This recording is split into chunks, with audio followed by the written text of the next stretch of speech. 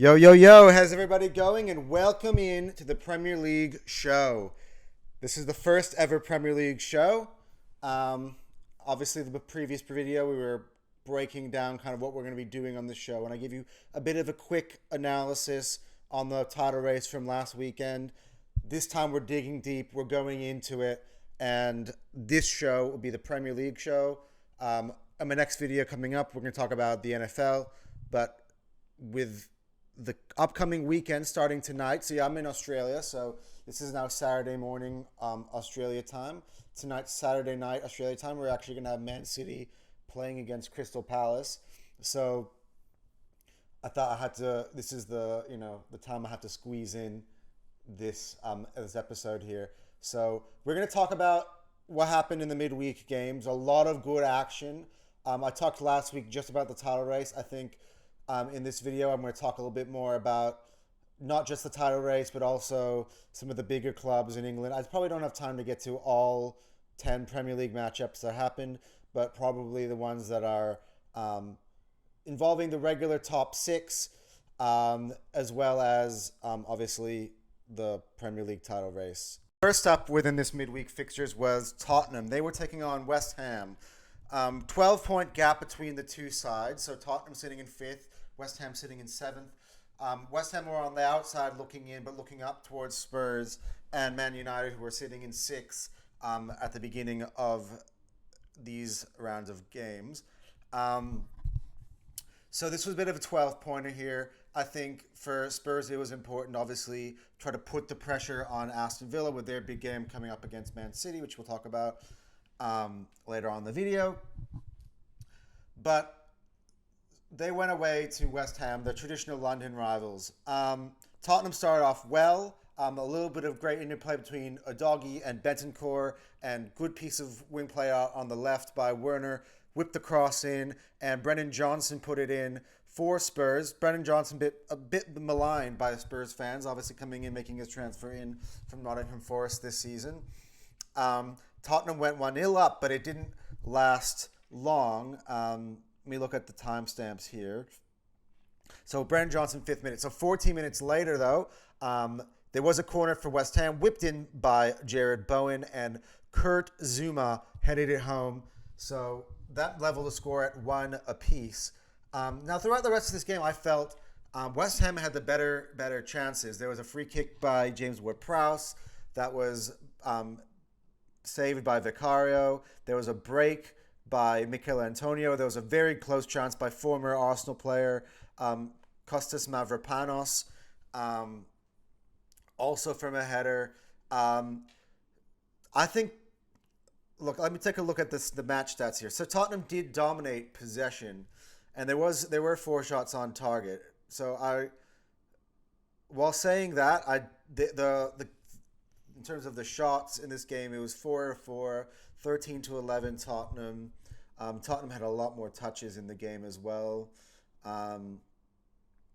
But in terms of the clear-cut chances of this game, I feel like West Ham probably had the better clear-cut chances and opportunities to win this game. There was a Pedro Porro opportunity as well, not long after the Kurt Zouma equalizer.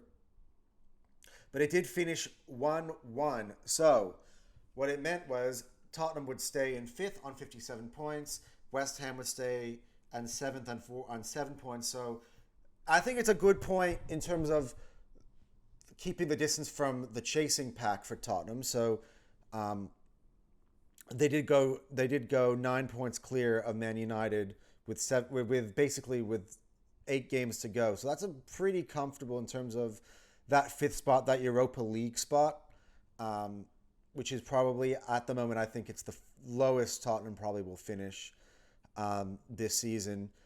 But it didn't necessarily gain the ground that they would have wanted to over Aston Villa. Obviously, we will tell you later in the video what happened between Aston Villa and Man City. My analysis on Tottenham at this point in the season, I'm just going to be quick, just because this is my first Premier League video. I kind of want to show you my stance on each of the teams that I cover as a whole in the season.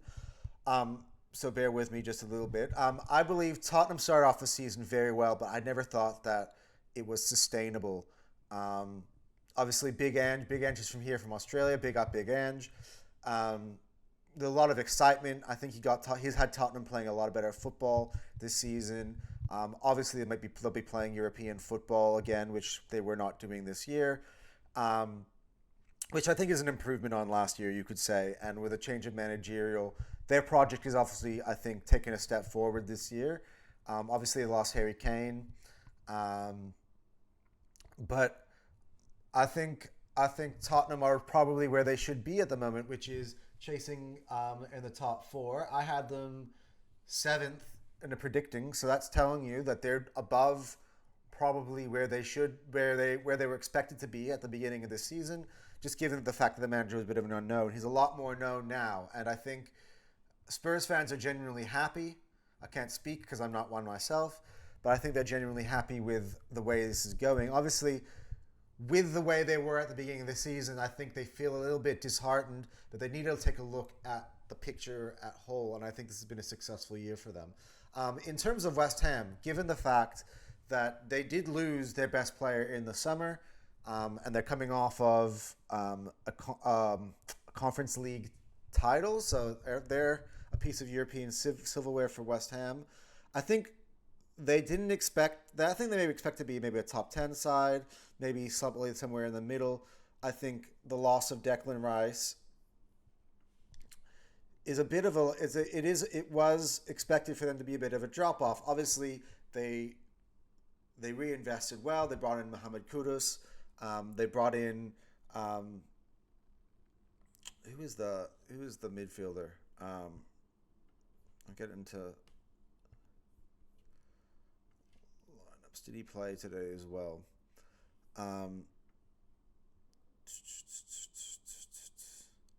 No, not in on here. Um, oh yeah, obviously James Ward-Prowse came in, but that wasn't how I was thinking about. It'll come to me later. Um, but look, I think this has been a solid year for West Ham without obviously the European pedigree that they had last season, winning in the Continental Cup, but losing a player like Declan Rice makes a big deal, and I think they're pretty much maintaining a similar form to last year, um, if not slightly better, actually. Obviously, 2 years ago they qualified to make it into the cup, so I think the Premier League is just about where West Ham has been. So I think it's a very impressive job done by David Moyes. I think he was under the pump a little bit at one point at the start of the year, but I think he's got them settled. Obviously, they've had some very impressive wins or results against some of the bigger clubs this year, but they've also had some very bad ones. The 5-0 loss at home to Arsenal comes in mind for me.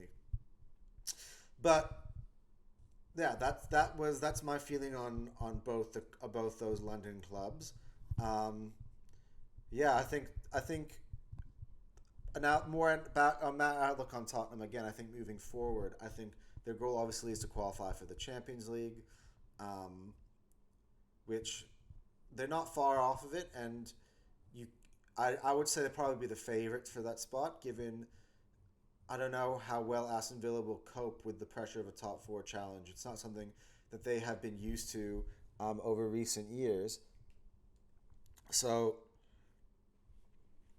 yeah, but I think they want to make qualify for the Champions League, as I said before. They want to probably add some more recruitment, and kind of just build more on the vision of what Ange Postecoglou has for Tottenham. I think they have a bit of a core of a lot of players that they like. I mean, I've spoken to many Tottenham fans. They do like Bissouma. They think a lot of Bissouma. They think a lot of Madison. They think a lot of Mickey van der Ven, who came in this summer. They think a lot of Vicario, the goalie, Udogi. I think they need. I think they need a. I think they need some better, more clinical attacking players coming up, and I think that's probably where they should be. I think they need to build more depth. I think their squad was a bit thin this year, so while they have a very good first 11, um, I think after that there was a major drop off, and you can see a lot with the injuries that they had, um, and just sort of a kind of like the Premier League just evening itself out with as the results go on between all the teams. That they couldn't maintain that spot at the top. Um, but I don't think that was ever what they were wanted for, and I think the future is actually bright for them. The question obviously is can they turn this Ange era? Can he be the one that could lead them to some form of silverware? Because obviously, as many great managers that they've had in the past, um, like even Pochettino obviously is now at Chelsea. Is probably their best run that they've had. They came close. They came close to the title in 2016, even though they finished third. Um, but they were the team mostly chasing Leicester that year. But they didn't quite squeeze it out towards the end. They had a few good years under Mourinho, I thought, where they were actually challenging for a little bit, and again, generally early parts of the year and then falling off. But they've also been very good at chasing down Champions League spots in recent times and qualifying for Europe. So they need to hope that this new style of ball can't just be a pretty style of ball. It needs to produce something. But um, I'm someone who's into progression. I like to see where we were before versus where they are now, and where they're going. Kind of what's the group of players going in the team? What's the manager's philosophy? Are the players or the fans buying into the manager's philosophy? And I think for the moment for Spurs, I think they're in a good place. Um, I think for this year, I think their goal will be to finish in the top four, and if they do, I think it's a successful season for them. Anyway, moving on to the next game that was up, and we returned back to speaking about the Premier League title race. And as we said on our previous video, with the draw between Man City and Arsenal and Liverpool's 2-1 victory against Brighton, it was set up now where we've now hit into the final 9 games of the season. None of them will play each other again. So it's going to be about who can take care of their business from here on out, the strength of schedule, the pressure the three will put on each other, and that pressure continuing to build as we head to the end. And as each game ticks by, the pressure increases. So, first up on the pressure cooker this week was Arsenal. They took on Luton at home. Very interesting. I think very different game to what they played a couple days before against Man City. Arteta made 5 changes to his lineup, which was um, highlighted by basically Saka not making the squad, Reece Nelson coming in, um, and a cameo, or sort of a chance Arteta has given to players like Emil Smith Rowe, and Thomas Partey, who came into the squad almost to play the most amount of minutes he's played basically in his first start since November. Um, and they, oh yeah, sorry, Zinchenko was added into this team. Trossard was one of the changes as well. I think that's the 5. Um, yeah, so Smith Rowe for Rice, um, Partey for Jorginho, Nelson for Saka, Trossard for Jesus, and Zinchenko for Kivior. Those are the 5 changes. So I think, look, my personal opinion, I thought it was a big gamble as the game before the game started. Um, I am of the opinion that when you're in a title race, you don't mess about. Obviously, the advantage right now that Arsenal has over the other two, one of the advantages, I should say, is that they have almost a fully fit squad, barring Jurrien Timber, who should be returning soon, but he's not quite ready for match play quite yet. However, the rest of the team is basically there. So they have the ability, obviously, with the game on the weekend against Brighton coming up and the Champions League, I think he felt that this was an opportunity to rotate. My opinion is you don't want to necessarily mess or take any risks with dropping points. Every game is just as vital as the other. Do not disrespect your opponents. Given that, Arsenal came out of the gates, I thought, flying. I thought they dominated this game early. And the cameo I should stop saying the word cameo, but the opportunity handed to Smith Rowe, I feel today he took with both hands. Arsenal opened the scoring with Smith Rowe takes the ball off Doherty, plays the ball in to Havertz, who lays the ball off for Odegaard, who puts an absolutely brilliant strike into the bottom corner. Very cool, calm as you like. Odegaard had a lot of responsibility in this one, given that a lot of his main teammates were missing from this game. Arteta put the onus on his captain to really carry this one, and I believe he delivered in this game. Right before halftime, Arsenal won the ball back through Thomas Partey. Ball ended up eventually at Smith Rowe, who took it down the wing, crossed the ball in, and Reece Nelson, along with the Luton defender, let's bring up his name here, Hashioka. Hashioka put the ball into the back net under pressure, on the back of his net under pressure from Reece Nelson on the assist from Emile Smith-Rowe, and Arsenal kind of went up 2-0, and I felt from then on it was a very mature, controlled performance from Arsenal. I think, and again, I mentioned in the last video, a bit of a maturity from this side from years gone by, a bit of a maturity from how Arteta himself has learned from the experiences of being in a title race last year.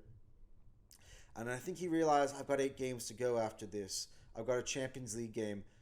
I don't want to run out of gas. I want to be able to give my team the opportunity to just control the game. Nothing, I feel like maybe Arteta felt in the flex in this moment. While many people thought this was a chance for them to increase on their already big advantage in terms of goal difference, I think he felt like maybe if I kept pushing on, we might keep ourselves slightly vulnerable at the back and allow Luton to come in. I think he just wanted to kill the game, squeeze the pressure out of the game. And that's evident later on with some of his changes. When Declan Rice came into the team, he thought maybe this was a chance for him to get a full 90 minutes in which he sat and rested, but he did play for the final 20 or so minutes of this game. He does bring on Jorginho. He does bring on Tomiyasu. So he did show that a very mature, controlled performance, given the fact that he made so many changes. And it was a little bit, you could tell a little bit in this game, the bit of a disconnectivity given the players that are coming in for their first start for Reece Nelson this year. For Reece Nelson, I think almost in 4 years.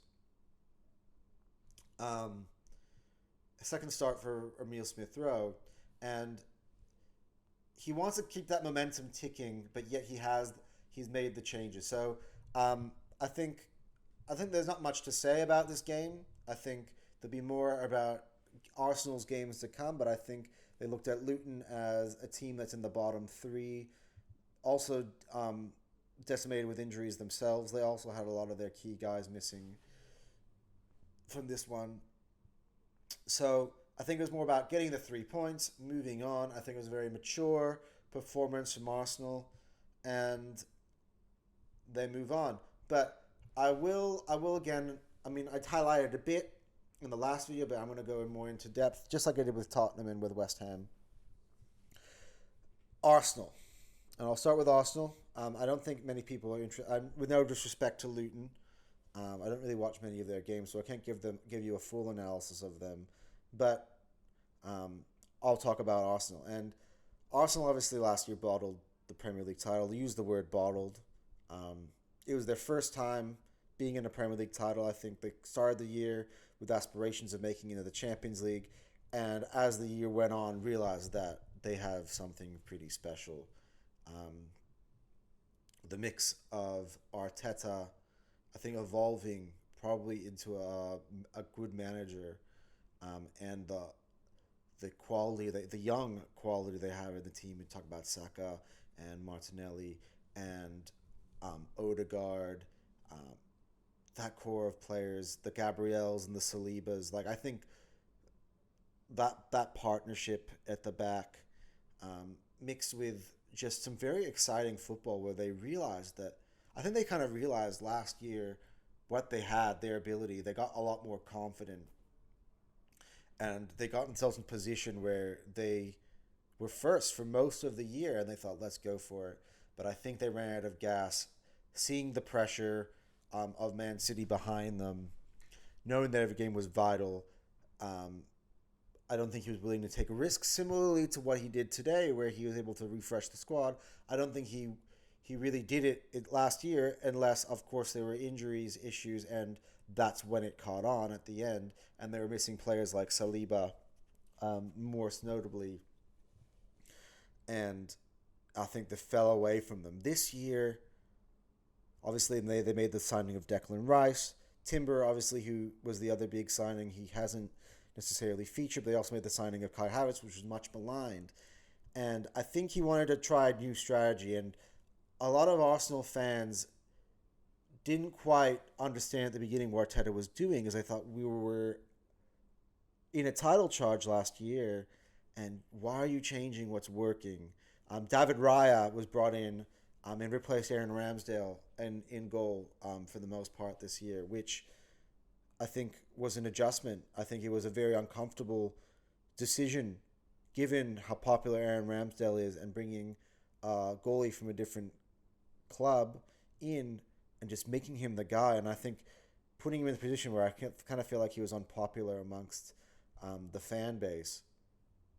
And he made a lot of mistakes, David Raya, towards the first half of the year, as did Arsenal. And I still think where they are in the league, in terms of being this close to Man City and Liverpool, I think, given the results they've had, as I outlined in my previous video, over those two, I think the reason why it's this close is because there was a lot of changing around and uncomfortability, and it led to some results, notably losing away at Newcastle, losing at home against West Ham, losing away to Aston Villa, and losing away to Fulham, and a draw as well at home against Fulham. If you put those results together, that's the reason why. I mean, I feel like they've actually, by far and away this season, for the most part, have been probably the best team. But results like that, in which Arteta was not trying to be that quick out of the gate, and trying to change something.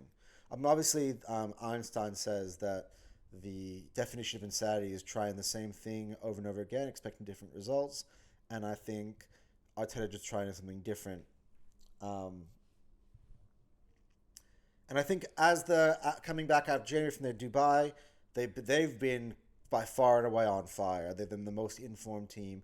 There was a run of 5 or 6 games where they were scoring a minimum of 4 goals, and everything has been clicking. I think recently, though, Arteta has then kind of used a different strategy, which is, let's preserve ourselves again. Let's try to be mature. Let's try to not keep ourselves vulnerable at the back. I think you're seeing into Arsenal, a different Arsenal. An end product that I think Arteta had planned. A more mature, controlled, strong defensively, and also strong going forward. One thing I would say for Arsenal is the next step for them is maybe adding a 2 or 3 players that can mesh the two, in terms of having the ability to, because they've had the ability to attack you. They've shown you that in stretches this year. They've also had the ability to be elite defensively. And it's about meshing the two together. I think that could make them very scary moving forward and into the next years. But they're very much in this. And as I said, we're going to move on in a second to the other games. But every single game is important. You've got to when they're going up first, you have the pressure, you have the onus to put the pressure on the other two then coming up, because they know what you've done. They know that they have to win.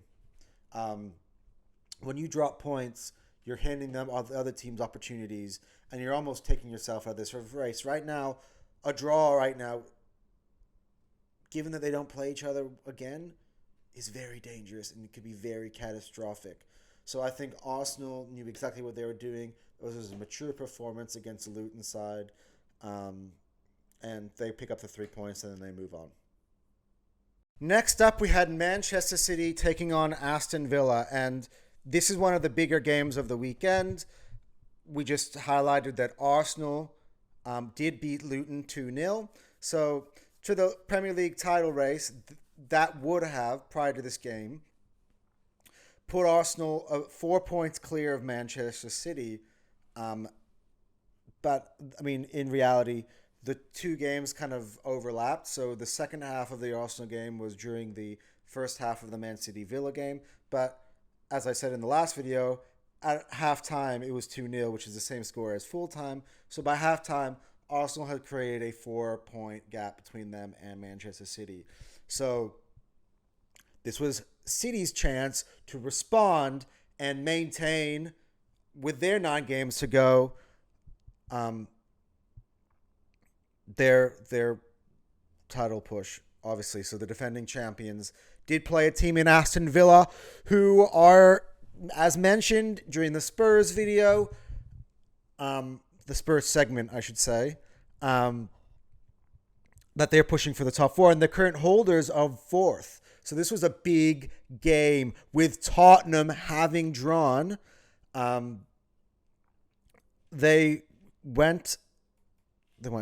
were 2 points ahead of Spurs. So a chance here with a win, obviously a daunting task at the Etihad. It would have been a massive, massive push for their top 4. They were on 5 points clear. And in this game, I want to have a bigger, larger conversation about Phil Foden, and I'm going to tell you why after I've just gone through the way this game goes. City push out at the beginning at their magnificent best. I think they felt frustrated by their game on the weekend against Arsenal. They felt they weren't given the space to do what they kind of do, and Arsenal didn't really play into their hands. And I think that frustration is played in on social media by their fans, by a lot of rival fans, which I don't know. I think it's a bunch of nonsense in my honest opinion. But today they had their ability to be them at their magnificent best, and they kind of showed that. So they opened it up.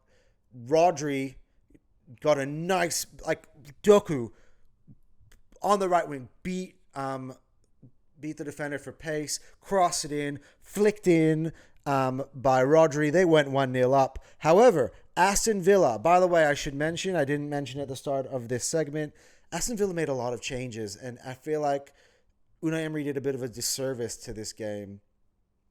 A lot of their best players started from the bench, including their goalkeeper, who didn't feature in this game. I don't know what he was doing, but they were slightly weakened. But Duran, who came into the game for Ollie Watkins, who also didn't feature, scores a quick equalizer, and Villa made it 1-1. And I want to pause at this point in the game because the rest of this game obviously is going to be much different. But this is something, and it's a theme that I'm going to talk about as well when it comes to the next game, which is Liverpool. In this week, and I'm talking about it in the title race, and when we're talking about a title race, we're talking of this thin margins. We're talking about who is most likely to not make it towards the end. And obviously, Man City is the champions. They're the team that has historically been the team that has always managed to maintain their form to the end. They're the ultimate professionals when it comes to this. They're the experienced heads. However, them and Liverpool, and it's a bit of a spoiler to my next segment, both found themselves in this specific predicament where they do leave themselves open for other teams. They are not as defensively solid as the Arsenal, I would say. And both Liverpool and Man City had themselves in positions in this game which made nervous, and it made the crowd a little bit nervous as well, that they had to then go ahead and chase. It wasn't comfortable. Now, it pushed the best out of both of these teams, and I think both of these teams ended up with emphatic wins. But I pause moments like this, and I look as the games go by and as the pressure mounts. Those aren't ideal situations you want to be going into, which is you take the lead, you should really control the game from there. And I feel like they allow other teams back into the game. Now, I'm not saying this is going to keep them from the title, and I feel like I was slightly harsh on Liverpool the other day on saying that it would, because I actually don't know if it will. Like, it's so hard. The quality they have, like, you see how they push on and they pile the goals on from there. Their response is brilliant, and that's where I want to talk about Phil Foden. Man, what a talent. I love how I can come on a platform like this and talk about a talent like Philip Walter Foden.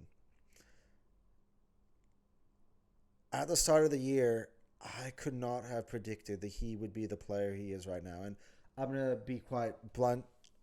I'm a fan of the English national team. My father is from England, so obviously I have great affinity for English players and a hope. I want to see English players do well because I think that they have the ability to go on and win themselves a European championship this summer, with the one caveat being the manager. And I think the way he sets his team up and is a bit questionable. And Phil Foden is an example of that.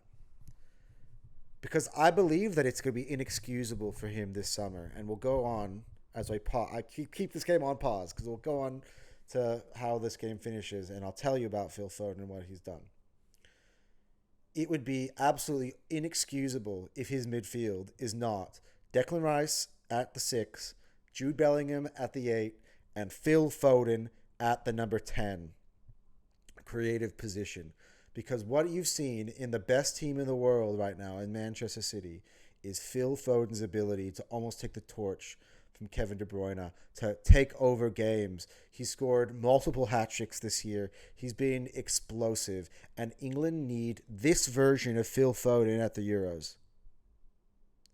And I've been listening to all these arguments about Bukayo Saka and Phil Foden, and I think it drives me nuts. Why are we as England fans pitting our players against each other? I'm going to be quite honest. I'm hearing about Phil Foden. I'm hearing about Cole Palmer, who we'll touch on in a couple of segments from now when we talk about the Chelsea-Man United game.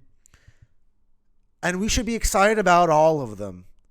I want to see a team, as I mentioned, with Rice and Bellingham and Foden, and I actually want to see Saka on the right wing and Cole Palmer. I know he's been playing on the right wing for Chelsea, but Cole Palmer on the left wing, carrying on this momentum because these players are looking so good. They could be the future of England, and you should embrace all of them, celebrate all of their successes, and stop making this a competition of who is better. I understand the club rivalries here, but I think and I think maybe if you're not a fan of England, if you're not a fan of England, maybe have those debates because all you really care about is your club. But as fans of England, and I know, and I don't want to call them out, but I've seen fans of England who are fans of Chelsea or fans of Man City, fans of Arsenal, pitting the three players against each other. They're all on three different levels. I think they're in three different places of their career. Saka and Foden a lot closer to each other. But I think it's an amazing opportunity. And with Harry Kane, the way he's been playing this year for Bayern Munich as well, playing up front with that team, the service that he can get, but his ability to drop back into midfield as well, and maybe allow Phil Foden to carry on and pick up pockets of space where he can score goals like this. Allow Saka to carry on. Allow Palmer to carry on. I think if they're set up correctly, England, and I think if they have the right defenders, if they actually stop putting Maguire in defense and they use players like John Stones or like Fikayo Tomori in defense and take advantage of players like Alexander Arnold, man, this England team could be special. They could really be special. Like, stop putting players, pitting them against each other. Because I want to speak about Phil Foden and how great he is without having to talk about Bukayo Saka or talk about Cole Palmer. Because I think as this season rolls on and you see those type of players performing, and I hope they maintain these levels, I'm going to be brutally honest, because it's going to carry into the European Championships, and these players are going to have to be playing at this level if they want to win silverware. And it's going to be up to this manager. I got to tell you, this manager, if he does not play the players that I just listed. Now I don't know about Tomori. I think I'm a bit of a fan of Tomori. I think he's matured as he's played in Italy for AC Milan. But obviously, I don't know. Maguire is going to play. I don't think he's a good player, man. And if you're going to stunt the growth and the ability to use all those attacking forces, and we're even talking about James Maddison, we're even talking about Jack Grealish, we're even talking about Raheem Sterling, players like that. We haven't talked about Kobe Manu, who could also play a huge role, and I'm excited about him too. If he doesn't utilize those players correctly and they don't win the Euros this year, I'm telling you, man, the manager's got to get sacked. But this is not an England Cup pick. This is the title race, so we get back into it. And let's start talking about Phil Foden and what he did to Aston Villa and what he did to this title race. Because I think we're going to look back at this game and we're going to think, wow, Phil Foden, he might be the best player at Manchester City. Rodri, I think, is. But in terms of going forward, I think... Anyway, they win a free kick right before halftime. And obviously the wall wasn't set up very well by Aston Villa, but what a lovely free kick. I love a player who's got the ability to just take a free kick like that and just swing at it with confidence and just put it in the back of the net. I think it's an X factor. It's when you're searching for goals, which Man City was in this game at this point. It was 1-1. Man, for that kid to have the confidence to step up, and just you could see in his veins, man. The guy is like so fucking confident. Sorry for my words. I'm trying not using the F words. I'm trying to clean it up, especially as I'm trying to build this platform. It's spectacular. And they carried on, and Phil Foden again, with a lovely piece of interplay, puts the ball in the back of the net to make it 3-1, and not long falls off by a wonder strike, like a Wayne Rooney-looking wonder strike from outside the box, played in by Rodri, and you just left with your mouth on the floor. This is Aston Villa. Aston Villa is a very, very good team this year. They're a top 4 team now. I mentioned earlier, I don't know if they're going to be able to maintain the top 4 position because Spurs are a lot more seasoned in the top 4 races of the past. But they're no mugs. Now, with a caveat, Unai Emery did a disservice to Liverpool and to Arsenal and to the Premier League as a whole by not challenging Manchester City in this game. I think he almost laid down for them. And one thing you'll get from me is you're going to get me praising the teams. I'm never going to take away from a team's performance by using excuses about it for other teams or. But I will also tell you, man, you're in the top four race. There's no such thing as prioritizing other games. You can't prioritize your weekend game over your game against Manchester City. A win against Manchester City does you so many wonders because it puts the pressure on Tottenham later on in the year to get points on Man City in order to get them into fourth place. Like a 5 point lead after that draw from Tottenham would have been massive, and he really needed to go for it. Starting Ollie Watkins from the bench, starting Martinez from the bench is absolutely disgraceful from Unai Emery. And I'm going to go on, as I've done in the other matchups, to talk about a background on these two teams. And I think I'm going to start with Aston Villa while I'm on a roll here, because I think everyone kind of knows what I'll say about Manchester City. It's basically what most people say about Manchester City. What an incredible year from Aston Villa. They've really discovered themselves, and you could see it from the start with the signings they were making, bringing in guys like Yuri Tillemans, who again featured coming off the bench in this game. Guys like Diaby, Pau, what's his name? Pau Lopez. Is it Pau Lopez? The guy, the Villarreal player. Pau Torres. Sorry. Pau Torres obviously was acquired into this team, and yeah, they made a big splash, I think, in the window this year. Did I mention Moussa Diaby? I did. And I think they're really playing for this manager, this team. I think he's found his English team that he is most comfortable with. Similarly, you know what? It's actually very akin to his Sevilla teams. And Sevilla was always a team right outside of the top. You know, you obviously have the Atletico Madrid with Real Madrid and Barcelona. You had Valencia and Villarreal and the sort of teams in Sevilla in that period of time. And Unai Emery was able to take a Sevilla team that was very much out-talented by the others and build a European juggernaut in terms of Europa League glory. He took them, I think, once to a Champions League final. Absolutely remarkable. And I think he's gotten that down with his Aston Villa, this English version of Sevilla. I think he wanted to have that with Arsenal, but I think Arsenal was a big project similar to PSG prior to him. And I think Arsenal needed a manager like Arteta to build and to remove the toxicity from it. So I just feel like he lost his way at Arsenal. I just don't know if it was the fit. But Aston Villa, to me, seems like a fit, and I think they found their manager.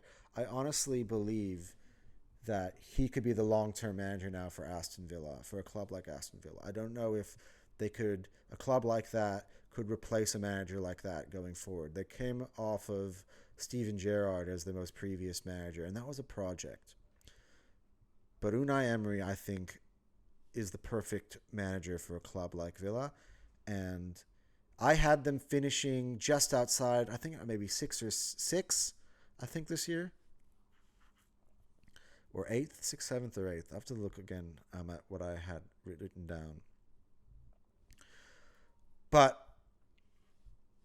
yeah, Aston Villa have been remarkable this year. And they've gone toe-to-toe. They've beaten Man City earlier this year. They've beaten Arsenal in the back-to-back span as well. And they have been fully challenging for the Champions League. And if they were to make it, will be fully deserving of that spot. I think ultimately my prediction for them moving forward is I think they'll finish fifth, which is somewhat sort of in the wheelhouse of Unai Emery, because that means next year he'll be back in his Europa League competition where he has dominated, not to mention the Sevilla results. He's also taken Arsenal to the final. So it's right about where he's comfortable with, and I think for a club like Aston Villa, I think it's great. I think it's great for them. I mean, if you think about it, the top six being in England, so Arsenal, Liverpool, United, City, Chelsea, Spurs. With those teams being there, it's not easy to make Europa League football. So that's an achievement, man, for Aston Villa, and they should be applauded. That being said, the way he went into this game was atrocious, and their performance of this game was not like the way they played this year at all, which was very surprising. I expect them to kick on and play more like that. I think this was a learning lesson for him and for them. And obviously, they went into one of the toughest environments is to go to Manchester City, which is why I don't understand why people were knocking Arsenal for what they did. I just blows my mind because Aston Villa went ahead and went for it and got absolutely blown out. Honestly, Aston Villa would have taken a 0-0 draw here because it would have given them a 3-point advantage, and I think it would have been useful for them. Even at 1-1, if they're able to stay solid and hold that, maybe it would give them an opportunity to take a lead later on. I think it would have been much more, it would have been much better for them. But obviously, do not underestimate Manchester City, who we'll now talk about before I move on to our next game. Manchester City obviously have come off of a treble. They are far and away, and I will say this very clearly into the microphone, they are the best team in the world, and they still are the best team in the world. And if they were to go on to win the Premier League title this year, no one will be surprised. That being said, I feel like they lost a lot of key players that were important to their treble-winning side last year and important to the many years of success prior to that. And Gundogan is one of them, and Mars is another. And those two in particular, their absence is being felt. And amongst the top three, so the 3 times in the title, they have only managed, how many? They managed 4 draws, 3 draws. 2 against Liverpool, 1 against Arsenal, a defeat against Arsenal. So no victories against their title rivals this year. Last year they beat everyone. They smashed Liverpool at home. They smashed Arsenal at home. They smashed Arsenal at the Emirates. That was a team that was dominant and absolutely deserved the crown that they had at the end. And the pressure at the end of the season translated to what that looked like. So that's why I felt like they were deserving champions last year. This year, I don't know. I mean, you can't discredit the ability to beat Arsenal and Liverpool on this form to the title, especially if we're pause it at this point and see where we are right now. If they were to end up holding them off and winning the league, it would be very, very impressive. But Manchester City are what Manchester City are, and they are a very good team. And Phil Foden, man, he has dug them out of a lot of tough, difficult positions this year. That's what I'm very, very encouraged by Phil Foden about, because the games where he's really dominated, Man City have been stuck. They've been stuck in certain places, and he's come in, he scored very important goals for them. He scored one in the Champions League as well. He scored hat tricks from positions where you thought that they were in trouble, and it changed him from being a drop points to being a dominant scorelines. And I think he's been the guy. I think he's been the guy this year. I think De Bruyne has not been that good. I think Haaland has struggled at times. I think other teams have figured out Erling Haaland, although he still leads the league in goals. And Roy Keane, with his comments the other day, were very inappropriate and very disrespectful to the best striker in the world. They still have all the talent to go on and win this league. And this was a statement win against a team that was in 4th. They had the hardest game of the 3 in this week, and they had the most emphatic win of the 3 this week. So massive credit to Manchester City, as always, and we move on. Now when we talk about the final game of the title race this weekend, And obviously, third up was Liverpool. They had the ability to sit back the day before and watch their two title rivals play out, watch them both pick up 3 points. And they entered into this game obviously in second on goal difference, behind Arsenal. Not on goal difference. They're behind by a point. Excuse me. They were second behind Arsenal, and the pressure again was on, to play Sheffield United. And I think the main consensus behind most people entering this game was that this was a chance for Liverpool to claw back that goal difference. If you recall, Arsenal played Sheffield United maybe about a month ago now, and they went to their place and won 6-0. Sheffield United are bottom of the Premier League. They've been god awful, and they deserve to be.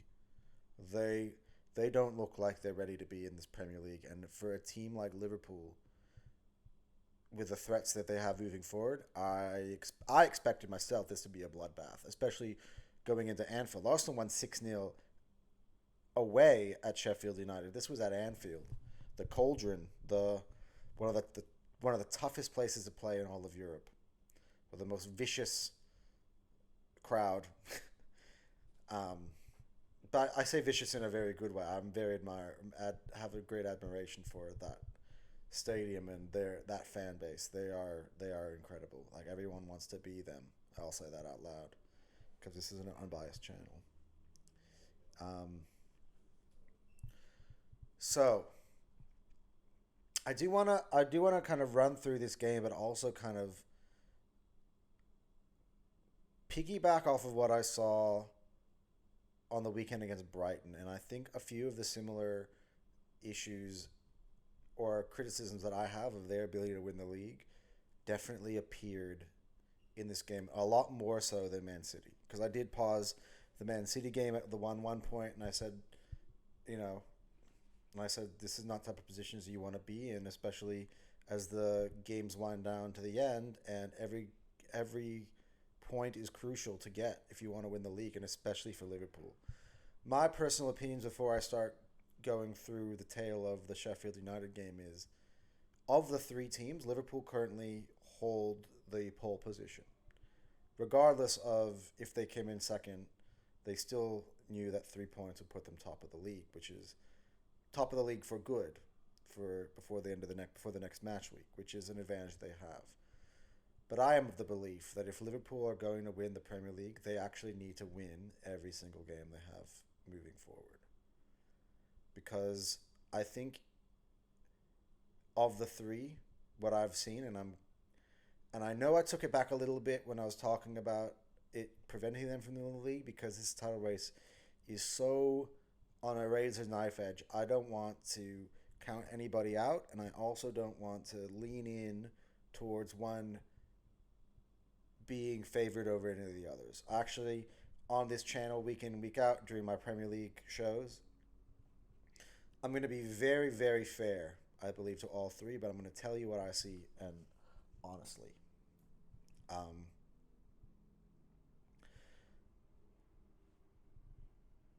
let's run through this. Let's run through this tape, because then I can kind of just tell you. So the tale of this game, I felt that Sheffield United came out and they really put it on Liverpool. They had a chance from a throw in, like within the first minute, like not even 1 minute on the clock, and Sheffield United had a chance at Kelleher's goal. And this was not a Sheffield United that I recognized from watching them in their games previously against some of the bigger clubs. This is not a version of that team that I recognize whatsoever.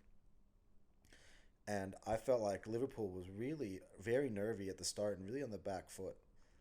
They did have their own share, obviously, of the game, of their chances, and they did take the lead. And off of a very bizarre, similar, we would talk about when Brentford um, played against Arsenal, and Aaron Ramsdale gifted Brentford a goal, which is, by the way, the last time they've conceded a goal in the Premier League, to this point.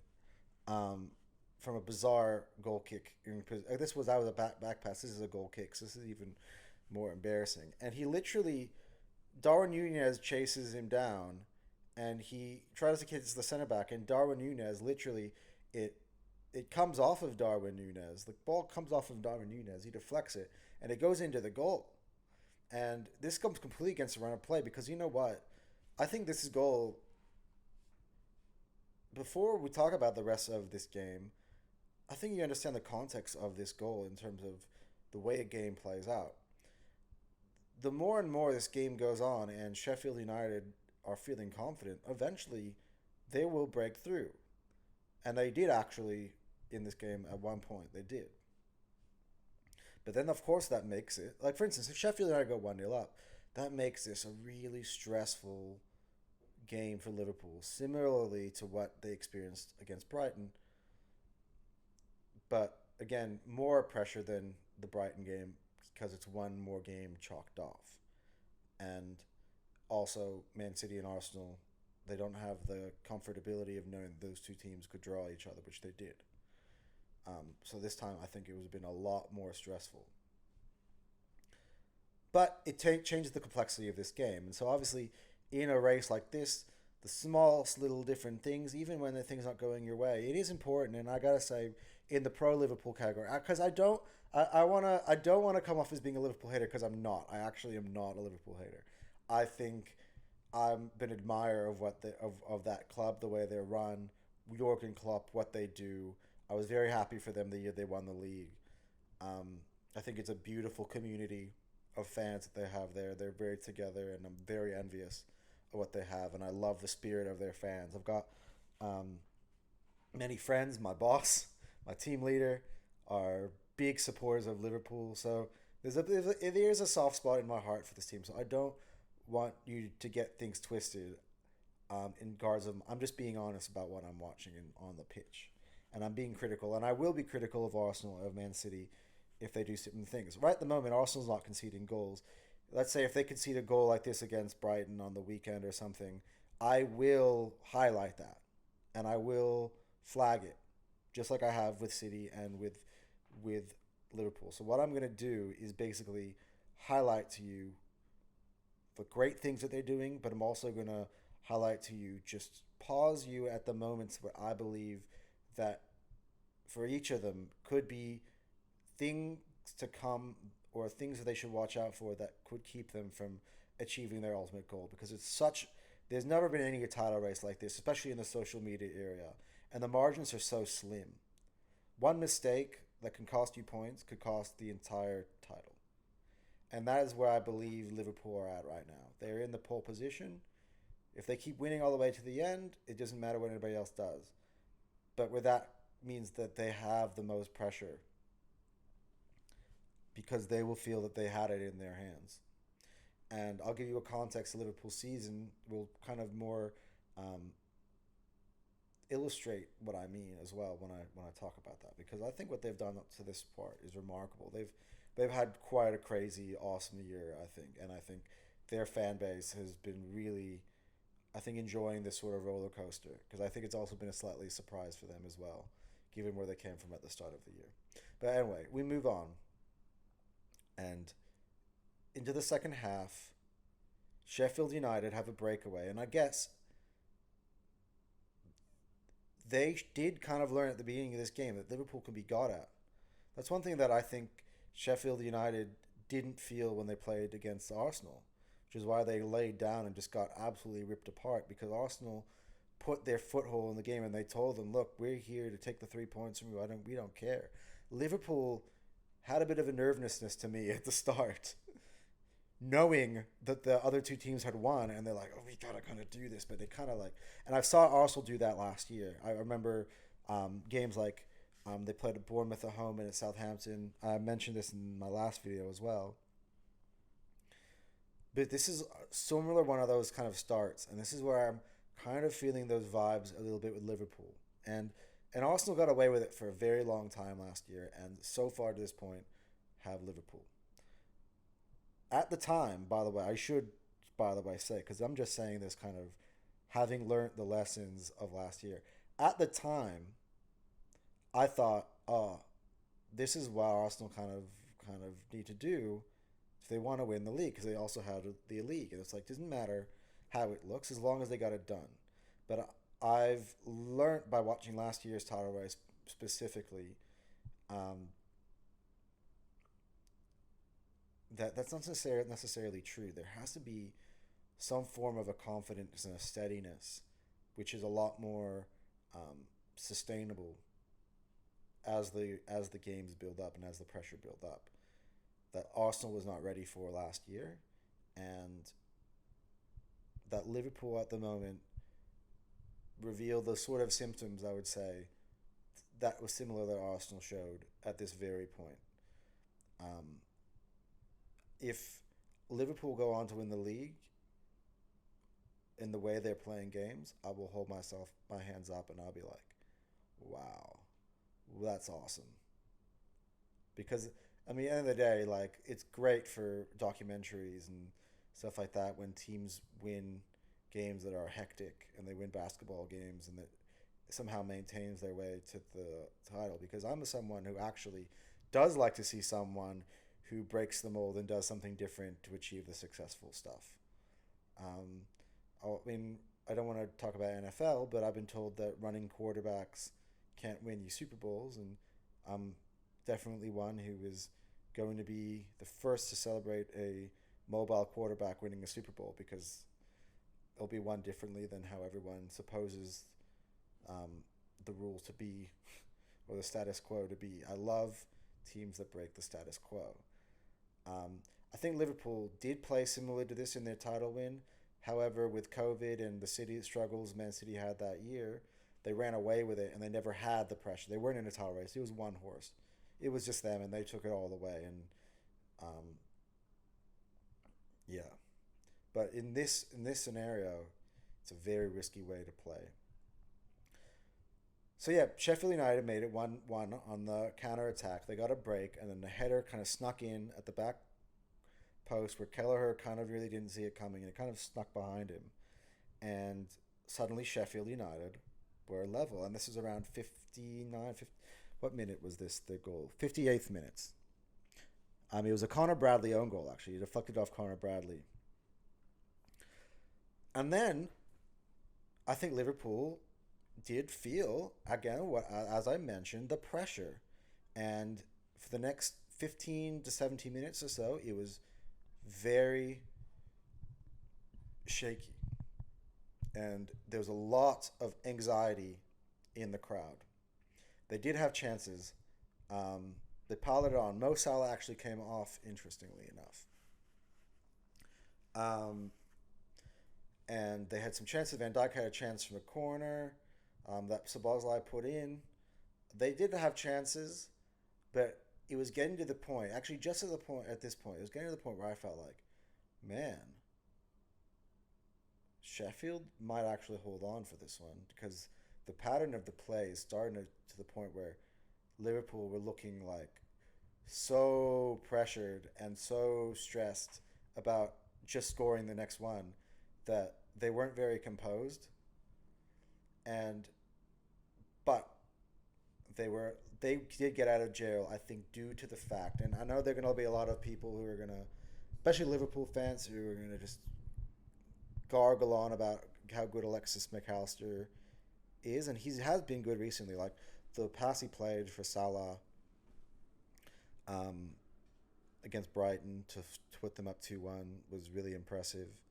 And this goal, which was created by a poor clearance, I think, by Sheffield United, because I think Liverpool put in a cross there that really wasn't going nowhere, and he kind of just swung at it and cleared it out right down the middle, which is exactly what your coaches tell you not to do. Like when you clear the ball, do not clear it towards the middle. And this is almost schoolboy defending here from Sheffield United. And the ball drops to McAllister, and I give credit to this. This is similar to Steven Gerrard um, in Istanbul, the won the Champions League in '06. Um, falls to him, and he does put his foot to the ball. What a strike! This is probably the striker. Phil Foden. Third hat trick goal was also really good. Um, but you couldn't hit a ball more perfectly than Alexis McAllister did. And And I think at that point the game was won because I think a team like Sheffield, they needed the game to peter out to a draw or stay 1-1 as long as possible. Maybe they had an ability to later on try to nick it. But the minute Liverpool went in front and the crowd was roaring, I felt that time the game was over. And of course, I think it was expected. Liverpool had to win this game. I mean, I started off this video saying that they should have, there's an opportunity for them to boost the goal difference, which I believe was something they failed at this game and does need to be mentioned. While they pick up the 3 points and move on, and I said that for the other two, and the same thing as Liverpool, especially for Liverpool, because they're front. So every time they pick up the 3 points and move on, they move one step closer to the title. And by the way, I'll put on whoever, if someone else takes the lead and Liverpool slip up and someone else takes the lead, I'll put on the same pressure on them. I will underline that for sure. So I just want to, while I have a video of longer length, and I feel like maybe it's been a bit too long today, but this is kind of my first Premier League video, and I kind of wanted to give you a more deep Premier League analysis because I'm trying to build more content and gain some momentum on this platform. But I'm gonna keep the pressure on those teams as well. But at that point, the game was won, and huge. You could feel it in the stadium. The crowd was elated. Huge sigh of relief.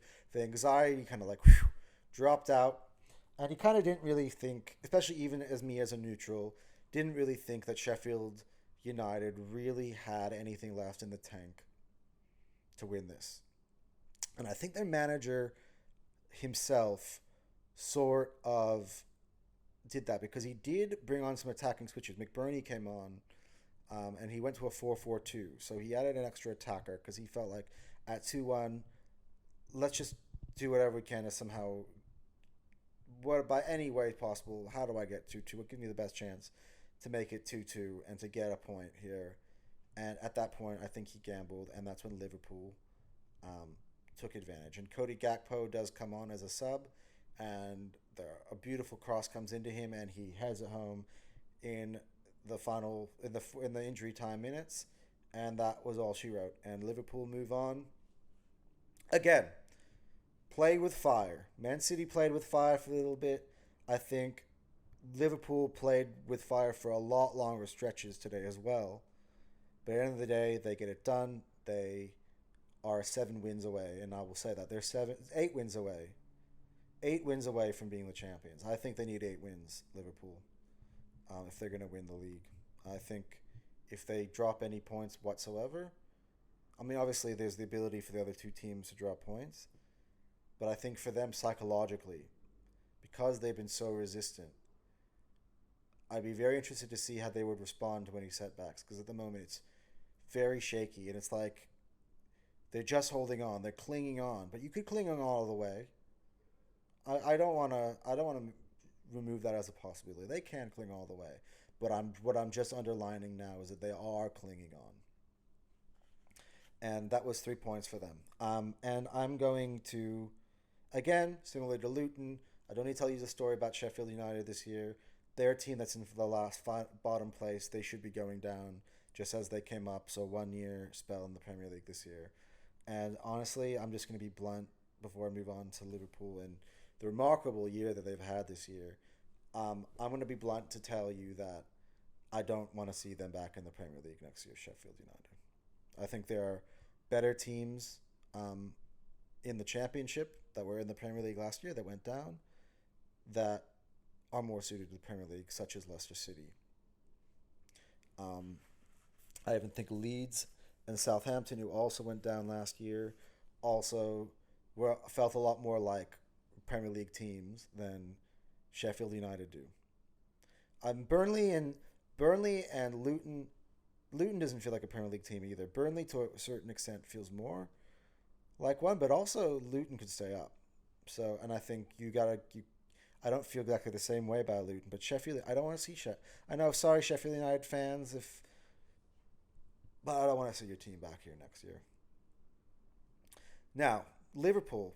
The story of Liverpool has been probably the most interesting, quick turnaround, and one of the most impressive I think, seasons of Jurgen Klopp's coaching career if he were to turn this one into a title. And I think that at the start of the year, many of their fans were very frustrated with how the transfer window ended. Now, I think they brought in McAllister and Szoboszlai, who have made incredible contributions to their team this season. And I think they knew that they would. But they had a very big fear, given the way they played a year ago, and given the way I think they continue to play now, which is that they didn't have a proper number 6 defensive midfielder in there. And they went all guns blazing in for Moises Caicedo, and they had agreed a fee to get him, and obviously he was poached by Chelsea, which I believe was the wrong move for the player. And I believe it was the wrong move for Chelsea, and I believe it would have been a. I believe that Moises Caicedo is a talent, and Arsenal wanted him, and Liverpool wanted him, and Chelsea wanted him. I think all the big teams wanted him. I think United at one point also wanted him, and I thought of the teams that were interested in him. Like it goes with many players. I believe that with many players, whatever path they choose could dictate whether they continue to fulfill their potential or if they just don't drop off and they don't meet it completely. Unfortunately, look, Caicedo's got a very small sample size at Chelsea, but he's been poor this year. And I thought that was a guy who went to Liverpool and played for a Klopp, or went to Arsenal and played for an Arteta. Obviously, I think Arsenal, once they got Declan Rice, they had no interest in the Caicedo. Because even the way they like to set up, I just don't think that. I think that role was filled. That there was no longer a vacancy there for them.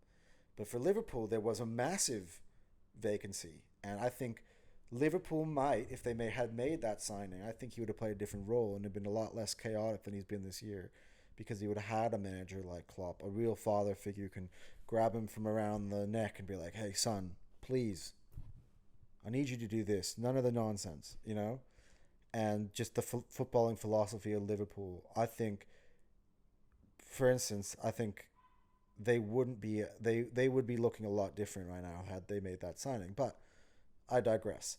That was the reason why there's a lot of pessimism amongst the Liverpool fan base heading into this season, a lot of anxiety heading into this season. And that was on the eve of their Premier League debut against Chelsea. And obviously Chelsea had bought the player, so they went into played it out an anxious draw in their first game. And I think there was a lot of anxiety. And Liverpool then responded by making a signing of Wataru Endo, who has played his parts in this year, but he's not an elite defensive midfielder. And I think that analysis still holds true, that he was a panic move, and he has played pretty well for them, but he's not been the difference-making 110 million type of player that they would want. And obviously, they still have that money available for themselves next year in the rebuild following. I don't want to spoil the story, but in the rebuild moving on next year, they have the ability to then invest in a player like that still, moving on for next season. And I think that is something that they very well might do. And it might be their signature signing next year, which is a quality player in that position. Because they've clearly shown their hand and shown that it's a priority for them. And but there was a lot of anxiety, convinced that the way they went last year. They're playing Europa League football this season. It was a massive drop-off from the team that was challenging on all fronts, was Premier League title contenders, Premier League winners, Champions League winners. And last year was, they thought it was a bit of a downturn. And I think the expectation was this year that maybe they might rebound a little bit and they might challenge a little bit. And I think that was the feeling, because I think everyone thought that they would acquire a player such as Moises Caicedo, which never materialized. But once that never materialized, I think it almost felt like everyone was like, nah.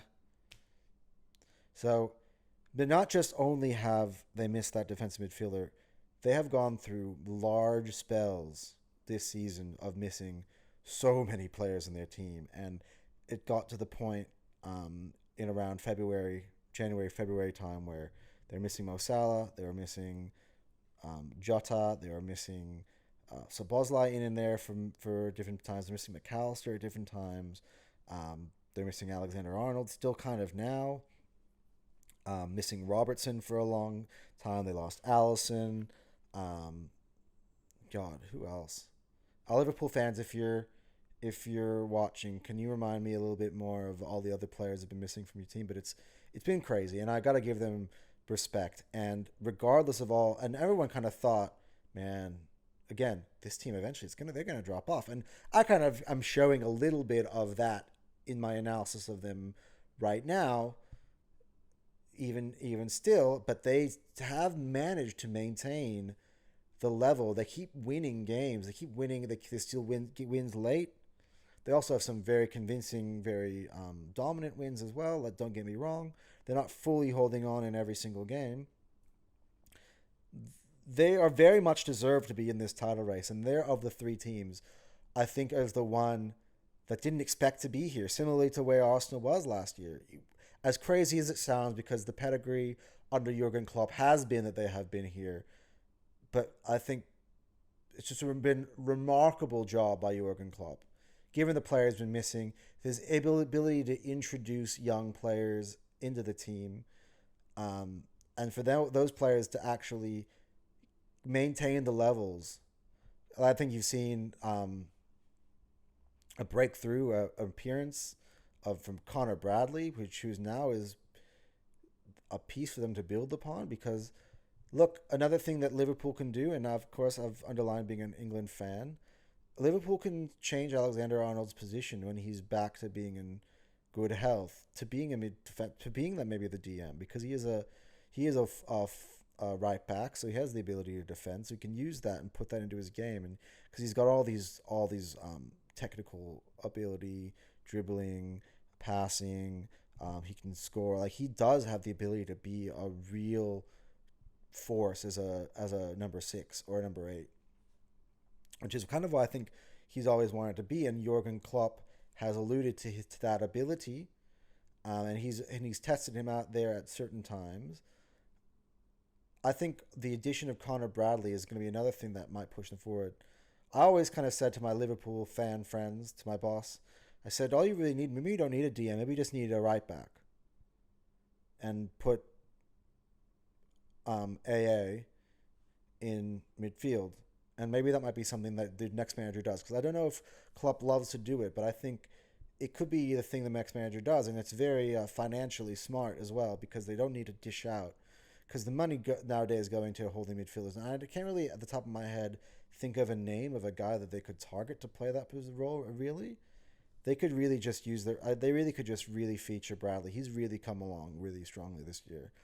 I think he's the main one. I'm not going to get into all the other guys, because if they have guys who've shown up, especially in that Carabao Cup final. But yeah, their season this year, and of course, I think it was really lit. The fire was really lit under them during the break post Christmas, where Jurgen Klopp had announced out of nowhere that he was decided to retire at the end of the season, and which has really changed the narrative of this year.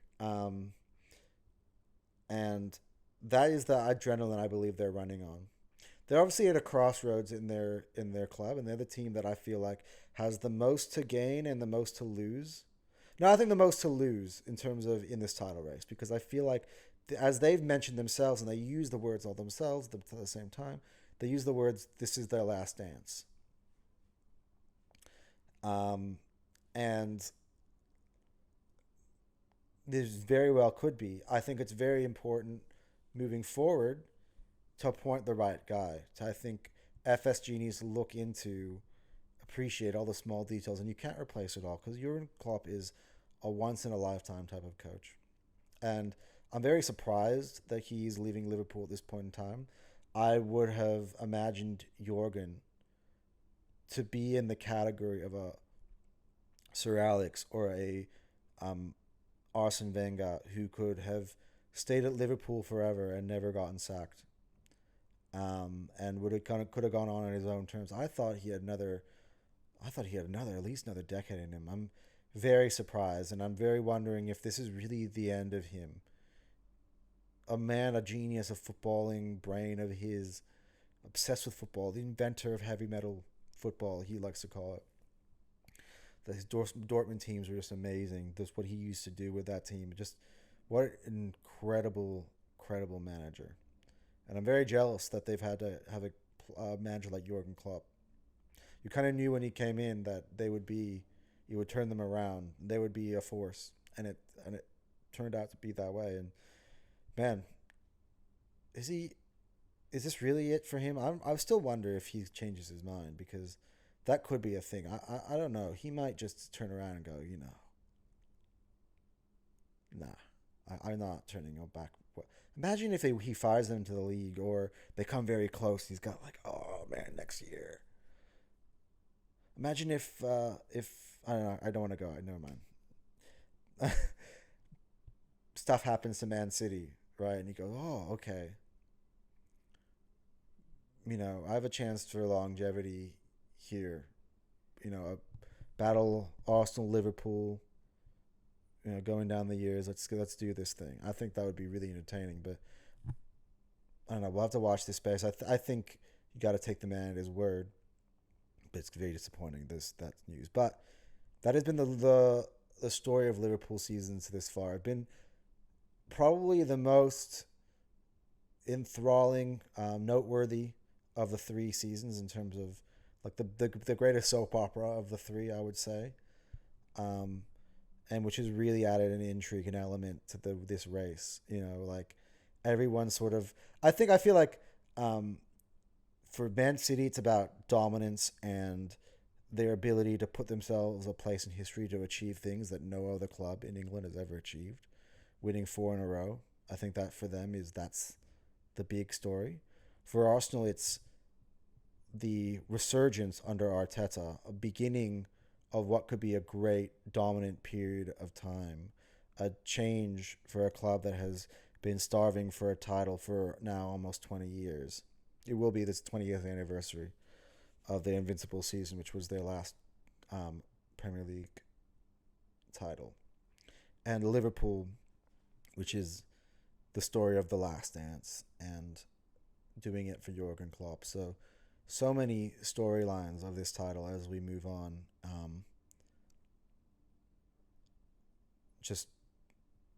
I'm so excited for what's to come, and we're gonna put a wrap on the Premier League title talk here. Not a wrap on the video. We will move on, but this is I'm looking forward to every single few days now.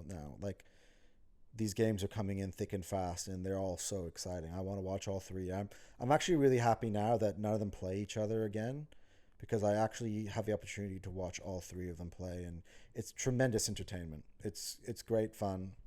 It's just gonna be a lot of great football, twists and turns to come, and it's gonna be fun again with this channel, following it and covering it with you guys, and it's gonna be really, really exciting. All right, we move on. Finally, we will touch on the final game of the week. Quite literally the final game of the week, and our final match review we'll do in this video before I move on to the quick preview, because we've gone a long time so far. So I just want to get to the end here, but I got to give this match the respect it deserves. So we'll talk about 2 of the teams, the 2 forgotten teams, I think, this season, because they've had their massive struggles, and both of these clubs have big things that they have to work on and fix, I think, coming up, because they're miles off of where they should be. And this is kind of like the banter club matchup, and I think the game played out that way to the pure entertainment of the neutral, of me. I love this game. I had no horse in this race whatsoever. It was so fun. This was really good, and we get the opportunity to talk about two teams that we don't generally talk about in terms of these couple of videos because they're not in the race at all. Man United now, I think I said their name because they're in sixth and they're between Spurs and West Ham on the table. But I think today they firmly took their name out of that conversation. Not for West Ham also took their name out of the conversation. But Man United definitely for sure, I think. Let's talk about this because even me, I'm not a fan of either of these teams. But wow. Okay, so we should start off this game. I don't know where to begin, but I guess we'll just talk about this. I think we'll talk about the craziness of this game and then go on to speak about Man United and Chelsea individually and the context of their seasons and the absolute chaos that both teams are going through. But I'm just going to quickly talk about this dramatic game and try to be in detail as much as I can. So, to start off the game, I felt like Man United actually started off pretty bright, but it didn't last long. And Chelsea really put on the pressure with the home fans behind them. I think this was a chance for them to finally break through with a win against one of their top rivals this season. And they took it with both hands. I think early on in the game, again, there was a deflection off of Raphael Varane, and the ball fell to Conor Gallagher, who smashed it into the back of the net. Chelsea went 1-0 up, and not long later, they doubled that lead. Anthony brings down Cucurella, who played a little bit of a cool 1-2 interchange with Mudryk. He got into the box, but he was always going down. And I think it was a bit harsh of a call because I didn't see much in it. I don't think Anthony really meant to go in and foul him, and I don't even really see much of a foul in it. I think Cucurella kind of goes down very fast, and the referee is fast to point towards the spot, which I feel like has happened a lot to Chelsea this year. I think they've gotten a lot of favorable calls in terms of the penalties. I actually, this season, have seen the least amount of penalties conceded than I have in a long time. I think referees are a lot more hesitant to give penalties, and even when they don't give them, they go to VAR and they kind of uphold the original decision not to give penalties. So it's been a lot more reduced this year. I might be wrong. I'm maybe just watching the wrong games because I'm just watching the big teams, the title race.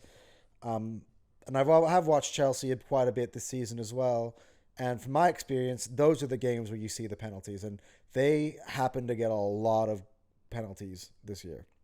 And they got one here again. And Cole Palmer, mentioned earlier during my little rant about England, my little 5-minute rant about England, he steps up here. He sends Onana the wrong way. It's 2-0. And you're like, damn, United, are they this bad?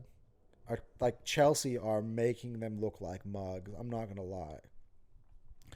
But then I'm going to go on into this game, and this is where I should give credit to Man City and Liverpool. I criticized them in this video about allowing other teams chances back into the game, but of course that's such a more minute, nitpicky version compared to what these two teams do because they do it every day. It's their bread and butter. Like I don't want to be mean, but it's their bread and butter. Like it's funny. Chelsea allowed Man United back into this game. Caicedo just absolute blunder in midfield, picked up, and Garnacho finishes it off, and he gives them a lifeline. And not long later, Diogo Dalot, I believe, plays in a beautiful cross, which Bruno Fernandes heads home at the back post, and it's 2-2. And this is before we even reached halftime. So that 2-0 lead has gone in a blink of an eye. It's not been a slow burn. It's been a quick evaporation for Chelsea. And I think both teams kind of showed that they're still got good players and that they're still big clubs. Obviously, they will think they're, their heritage, these teams. As much as Chelsea get their stick of not being heritage, I think that's very outdated. I think Chelsea have been one of the best teams in England for now almost 30 years, 20 to 30 years. So I don't actually really like that as a narrative for them. But again, as I said, these two teams they've played in the Champions League final in 2008. There's a huge history, and every time, regardless of where they are in the league, like watching games like this, I think especially in a position now where neither of them there's no title implications, is kind of fun, and it's very chaotic. So it was 2-2, and actually I just want to note before because I usually only note goals. Chelsea had a really good chance right before to score a goal, like right before halftime. There were 5 minutes of injury time, and right at the basically the last gasp of that, does Conor Gallagher wrap a really nice shot around that hits the post. I do want to give him a shout. He's coming under a lot of criticism, as he should, because I just think he's not really a starter for a Premier League big club. I think he had his best season.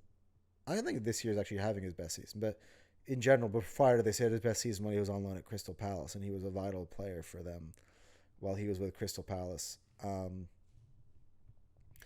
But he's also got some quality, and he's been one of next to Cole Palmer, probably the best player, second best player for Chelsea, performer, like consistent performer in terms of. He may have mistakes in him, and he may show like a lack of quality, like overall quality, like all round quality. But he does definitely have some really good ability, and he can be a good attacking player at times. He does put himself around, and he does make impacts in some of these games. As Chelsea fans don't want to say it, they're very good at deflecting blame off of their own players, as they were when they were celebrating the sales of Mason Mount and Kai Havertz and Jorginho. You know what I mean? Like, is it like they were celebrating it for some odd reason? And they don't necessarily, and Ziyech as well. Like, I don't know if Gallagher's quite in that category, but they kind of need to respect him because that team has not been good this year. He's actually been one of the better performances for them this year. And I do know some Chelsea fans who actually have pointed that out and do come to his defense. But I just want to be fair. I think both sides have validity to their arguments, but I also think that Conor Gallagher has really, I mean, in this game, I think he threw himself around. Of course, he opened the scoring, which obviously is a big deal. I always say, and I am going to hear me continue to say that the hardest goal to score is the first one because, it opens up the floodgates after that. The seconds, thirds, fourths are much easier to score than firsts because there's an unknown. It's the what sets you off on the right direction. And he did score the first goal for them. Anyway, we move into the second half, and the momentum for United continues. Almost deep into probably around into what minute was it? It was up until the 67th minute, so about 20 or so minutes before the end. And Anthony, who by the way probably played his best game all year, I think, puts in a remarkable ball, really like quality delivery. And Alejandro Garnacho, the personality that he is, I actually enjoy him. Like low key, I think he gets under a lot of people's skin because he seems like a bit of I don't know, like a brat.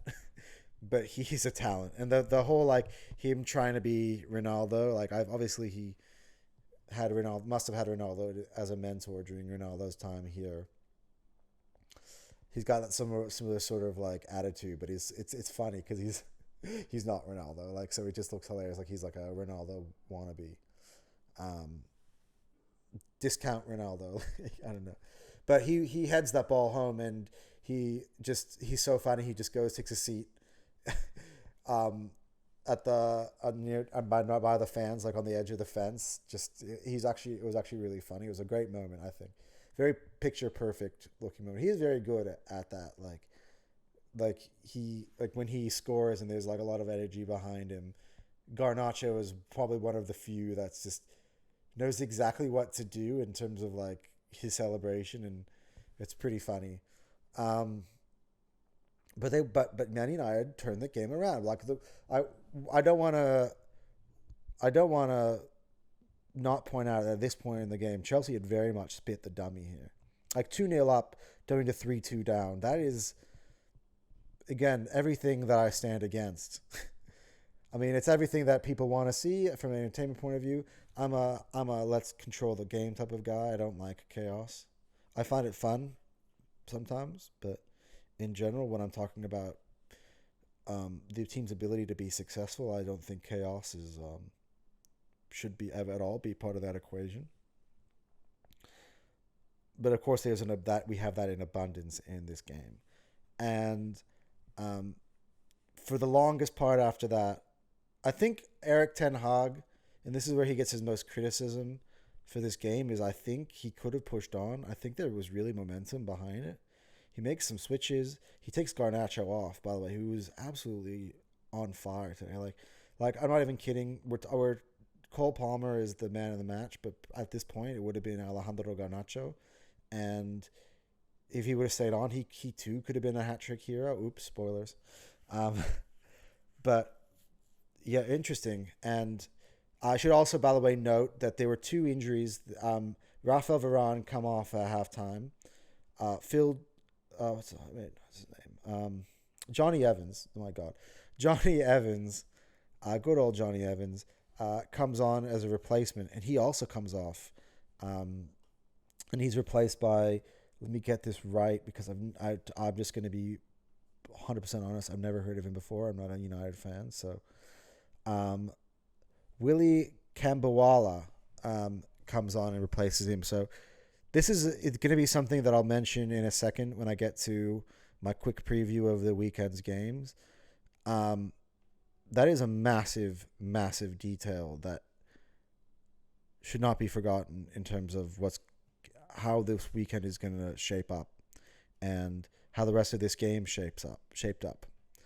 He have one senior defender healthy at the moment. You'll know more about the health of, I think, Varane more than anything, because he came off at halftime, so there is a chance that he could still be okay. I don't know, but in a game like this, I don't know why you take him off. So something must be wrong, but you don't know.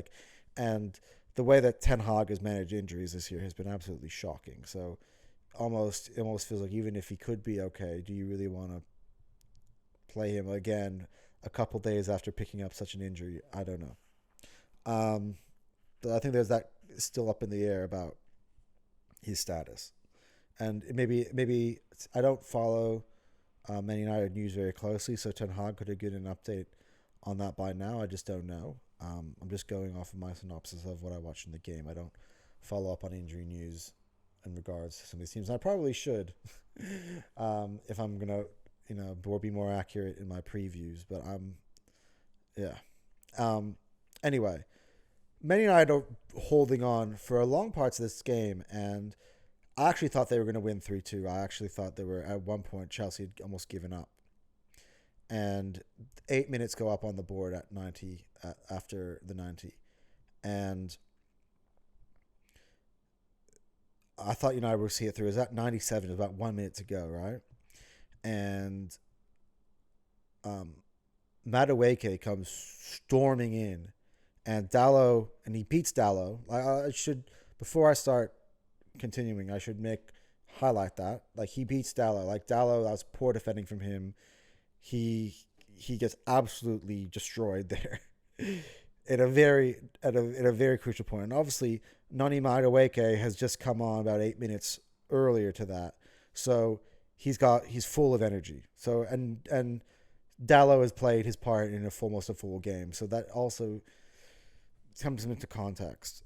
But he goes down. I personally, again, I have criticism for the first penalty. I have even more criticism for this penalty.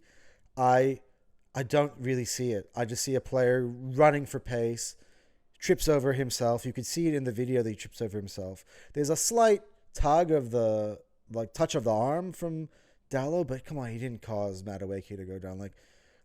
Those in these VAR decisions, and I'm just gonna be blunt. They're looking for any reason to justify the on-field decision, and the only reason this gets upheld is because he touches him. Like if you're actually fouling a player, and many times of the game, people are grabbing each other's arms all the time.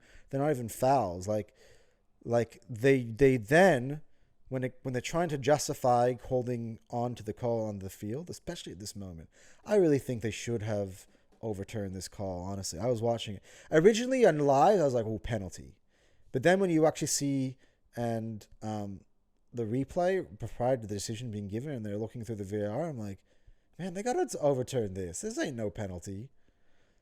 But lo and behold, as they've been the whole year, no penalty. I almost feel like at this point VAR is completely irrelevant because they rarely overturn calls, and I don't understand why they have it. Honestly, the penalty is given, and Cole Palmer, just as he did the first time, sends Onana the wrong way, and it's 3-3. And again, at this point, you're like, okay, it's a draw. Probably fair. Both teams have been shambolic on both sides. Probably neither of these teams deserve to win this game. 3-3. All right, you know what? This is right. But Man United then absolutely capitulate, and they tried to return the favor themselves. They get caught out. The ball gets picked up, and Chelsea have the ball at the other end. Ball comes out to Cole Palmer, and he just takes a strike at it, takes a wicked deflection, and it goes into the net. And absolute scenes.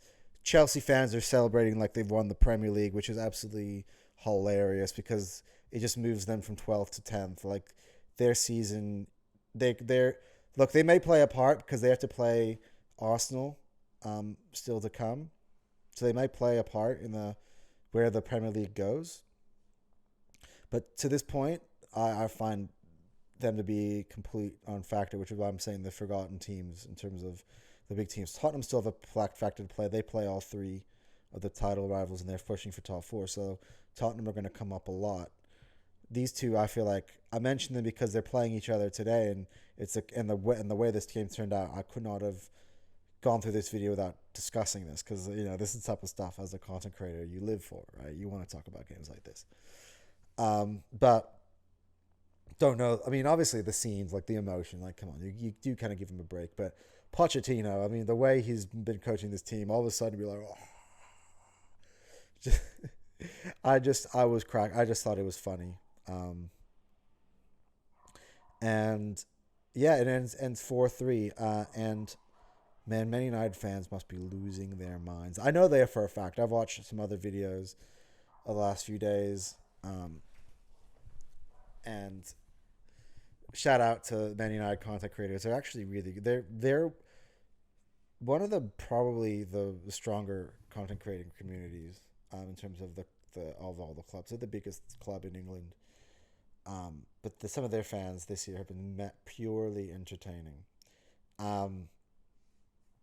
And yeah, look, quickly to give you a synopsis of both the teams, I'm going to start out with Man United, and then I'll move on to Chelsea, because I've actually, for amongst the people in my circle who know me, I've actually been very critical of Chelsea since Roman had to sell the club to Todd Bowley, and I've been very critical of Todd Bowley and just everything, the whole way he runs that club. And I don't want to delve in because I could make this channel, this episode, like twice the size of already a pretty long episode by discussing Chelsea to that depth. And maybe we'll do a feature video on Chelsea later on. I don't know. It could be fun because it's something that I do like to talk about. Although I'm going to make it clear I'm not a Chelsea supporter. I'm a supporter of another club that we just discuss on this video, on these videos, but I'm not a fan of Chelsea. But I'm also someone who loves to watch football games and be purely truthful about what I see. And I'm going to start with Manchester United.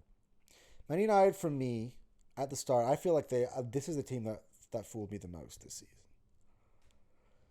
They finished third last year under Eric Ten Hag, and I actually thought that he was starting to build something. I think he was starting to build a project similarly to what we're talking about with Mikel Arteta. where to change he's trying to change the culture there, and he's trying to do similar things to Mikel Arteta. Obviously, notably he inherited a team with Cristiano Ronaldo. They had a falling out. He said sayonara, Cristiano, which I think is a huge decision. But I felt it was akin to when Arteta let go of Pierre-Emerick Aubameyang. Um, you have the whole situation with Jadon Sancho earlier this year. His situation, I think, as well with Marcus Rashford. Obviously, situation with Antony. He's had to deal with a lot. But he's also come here with a great reputation of having a beautiful style of football, which he had for Ajax. He had Ajax in a semi-final of the Champions League, and I think he was a manager with a great reputation. And I just feel like many who come to Man United, if you really think about it, managers came to Man United with great reputations since Sir Alex Ferguson. I think David Moyes had Everton. I don't think Everton has ever been as good since David Moyes left. And they've even had Carlo Ancelotti and Rafa Benitez, I think. Did they have Rafa Benitez? But, like, Everton has had some great managers as well. But none of them have ever been good as David Moyes. I feel like David Moyes had his chance to step up into a big job, and he folded under the pressure. And not long afterwards, Ryan Giggs was in charge. And not long afterwards, I'm not going to give you a history lesson in Manchester United, but I was saying Van Gaal came with a great reputation. Obviously, he was thought of as such a genius, especially how he had the Dutch at that World Cup when they made the final. Did they make the final? No, they made the semi-final. They lost to Argentina. The way that the Dutch took that performed in that quarterfinal, where he switched the goalkeepers and stuff, like Van Gaal had a great reputation as a manager, obviously formerly at Bayern Munich as well. Absolutely folded. Then they went on to Jose Mourinho, and they got Paul Pogba and they got Ibrahimovic, and they actually looked really good. Actually, I think there was a point under Jose Mourinho. I actually thought they could have won the league. Just when Pep just entered the first season of Man United, Man City. I thought that year, actually, at the beginning of the year, I actually picked United to win the league that year. I just love that team looked scary, man. They had Ibra, they had Rooney, they had Pogba, like Di Maria. I'm pretty sure, like yeah, they looked really, really good. But again, great reputation. Mourinho, that goes away. I think the one that didn't have the great reputation was Oli, who replaced Mourinho. But I think Ten Hag was the hire that everyone kind of thought this is their long-term plan, because he sort of like seemed like a guy to me who wanted to try something different, has an ideology of how he wanted to play football, and somehow he's never been able to do it. And I think if anything, he's actually been the most disappointing of all of them. And they're really falling away, I think, into a low point that I've never seen them, and I didn't expect them this year. They bought Onana, who was goalkeeping in a Champions League final last year. Let's not forget.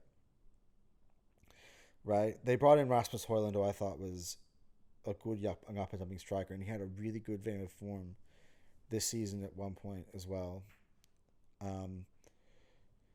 And yeah, they brought in Mason Mount.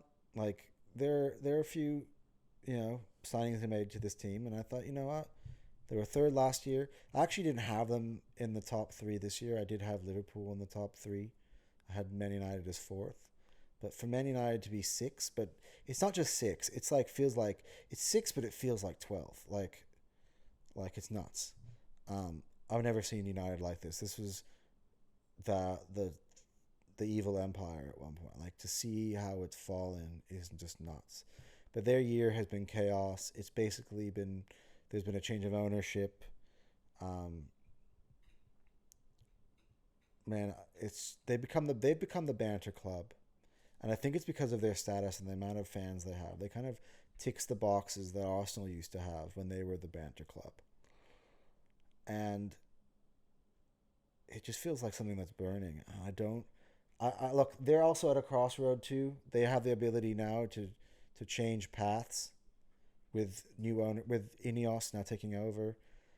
Have a chance to go in a different direction. I think they need to change footballing philosophy, like for real. Like Ten Hag was supposed to, but really it just looks exactly like he did before, and it's like that Man United culture that I think on the down low has been pretty poisonous since Sir Alex left. I think they went from a club that you wanted big players to go to because they would be coached by the best and they would push on to be great players, and they always turned out to be good, especially under Fergie. And since then, it's been the exact opposite. And it's like, don't go to Man United, don't go to Man United. Actually, these two teams, Man United and Chelsea, funnily enough, are the teams I feel like ruin great footballers when they make high-profile change moves to these teams. And I always kind of feel a bit, and it sounds funny, and obviously, like, all these teams need to invest if they want to ever be successful again. But there are some players that I do have admiration for prior to their moves, and I'm like, why you could have gone somewhere else. Like I think about Jadon Sancho as an example. Like as an England fan, like I'm like, oh no, and I'm very happy he's back at Dortmund. But man, his reputation was destroyed at Man United, absolutely destroyed. Um, and yeah, then that again, this brings on a transition now here to Chelsea, and they've been worse, and they've spent so much money. And I feel, and I'm going to give you a quick, maybe 2 minute synopsis of Chelsea under Todd Bowley. And I feel like it's an owner who's spending money to acquire players, to create attention to his brand, and use a American baseball strategy, which he does with the LA Dodgers, to try to build the Premier League side. Like Shohei Ohtani has also gotten a very, very long-term contract at the Dodgers. Many of the Dodgers players have had these type of contracts, and he's bought the best players in baseball. Like, look at this. I know what I'm talking about. This is the reason. This right here is the reason why I have a particular interest in Todd Bowley, and I was actually interested to see how he would run Chelsea. And I think while it mostly, I think for the most part, works with the Dodgers, his strategies, it doesn't translate to football. And I don't think he's had now 3 different managers since he took over. So he had Tuchel, then he had Potter, now he's got Poch, and everybody's already screaming for Poch to go out the door, which I actually don't think is the right decision. I think you just kind of got to continue, because at the moment you can't keep being so unstable and switching so often. Like they used to be able to do that because they had the infrastructure there. They had Czech, they had Terry, they had Lampard, they had Ashley Cole, they had like Azpilicueta, Ivanovic at one point, like all those, Michael Essien, Didier Drogba, like so many stalwarts where that core was solid. Like they knew what they were getting year in, year out, and they could switch the manager because it was a players run club. I felt yeah, they missed John Terry badly, I believe, and they've still won the Champions League since JT's retirement, and they've had Lampard back in the building as the manager twice. Excuse me. Anyway, I'm trying to make this quick because this video has been running on for a bit of a while. But yeah, I just think there's been no plan. He's bought money. He's panicked. He's watched other teams almost buy players. I've seen twice. He took Mudryk from Arsenal. He took Caicedo from Liverpool, and I believe those two players, for the betterments of their careers, were about to make the correct choices. And at the last second, out of pure panic, Bowley, without actually necessarily realizing where his project is at and the amount of money, like in terms of the FFP and the amount of net spend he's been putting down on the table, just there's no plan. There's no like you should have installed the manager first and being knowing how he wants to play, knowing the type of players that he wanted, and getting those players that specifically suited what Chelsea wanted to do from a plan. He's just been throwing a lot of darts at the dartboard, and they've been missing, but missing almost because of the fact that he doesn't. I mean, look, I don't know enough because I'm not him, but I don't think like he's done enough background research into these players. He just saw that Arsenal wanted Mudryk, and he goes, I don't know if he was a long-term admirer of Mudryk. I don't even know how much Todd Bowley knows. I don't know who's advising him because from where I'm sitting, I think Todd Bowley is a baseball guy, and I don't know how much he knew about Mykhailo Mudryk. And he brings a loan. Got an expensive loan move to bring in what's his name? Felix, João Felix, yeah, like João Felix also is another player who, if he was going to go to the Premier League, should have gone to Arsenal at that period of time because they're chasing a title and they needed goals extra into the team with Jesus being hurt. Like half a season loan of that price would have made more sense for a team like that who, if at the end it led them to winning the Premier League, made sense. Chelsea were sitting similarly to where they are now, and they made that type of deal. I'm like, why? What are you doing? Like, you build for the long term. Understand what you're building. And he just all these guys, they're super young. He's gotten rid of all of his experience, and he's just spent a lot of money on a lot of players that have all they are right now is potential, and they might not be that even anymore because of the situation they've been thrown at Chelsea. Like, I heard Caicedo say, "Oh, I'm more excited about the Chelsea project than the Liverpool project," and I almost fell to the floor because I'm like, "What are you seeing? What is the project for you? The money that's going to go in your bank account and being able to be at a club for guaranteed for 7-8 years? Is that it? Because otherwise than that, he could have been part of a title challenging team, and he's in 10th now. Like, Chelsea are where they deserve to be, and I'm not even going to tell you the full story of how it's looked like on the pitch, because how it's looked like on the pitch is exactly where I believed they always should have been. They were in this position last year, and I'm not surprised that they're in the same position this year. And I'm just going to be blunt. I think they'll be in the same position next year, and it's almost sad because they're in such a financial struggle now that I feel like they've spent all their money, and these are the cards that they've been dealt. But I almost feel like they got to throw these cards out too and start from the beginning. That's why I'm actually not a guy who I'm critical of. I'm critical of the way he celebrated today, given the way his season's been.